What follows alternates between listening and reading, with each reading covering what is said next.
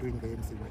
We have been doing ANC work. MK has invaded our space, and we're doing what is right. We're defending what belongs to us, and it's not spending time on anybody. If Zuma created a party and he called it Zuma Comeback, we wouldn't have challenged him. Even if we lose the trademark, we will appeal it.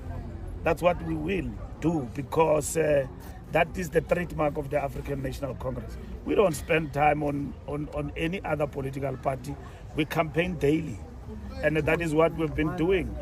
What they have done, they've invaded our space. They are an irritation for what they are doing, irritating us, knowing very well that this belongs to us, and that we stand up for what is good for our membership and the ANC history. Legal recourse allows you to appeal whatever judgment is handed down. That's within your constitutional right as the organization. But some within the ANC are saying this is sidetracking you in a way. It's taking your energy away from campaigning and fighting one of the hardest elections yet.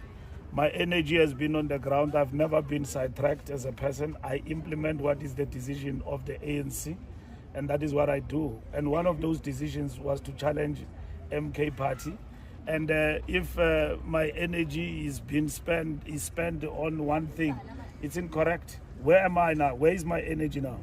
I'm standing in the middle of a street in Ngeke, campaigning hard. And then where was I yesterday? Where was I yesterday? Not sleeping, campaigning. And then do I spend my time thinking about Zuma? He thinks about us all the time. I don't think about him. I challenge him. He knows that Mkhonto belongs to us, and he's not our manifesto. Sure. And that is what we don't do. And okay. I don't go here and tell people. I've been out to how many houses now? Many houses. Ne? Nobody told me about Zuma.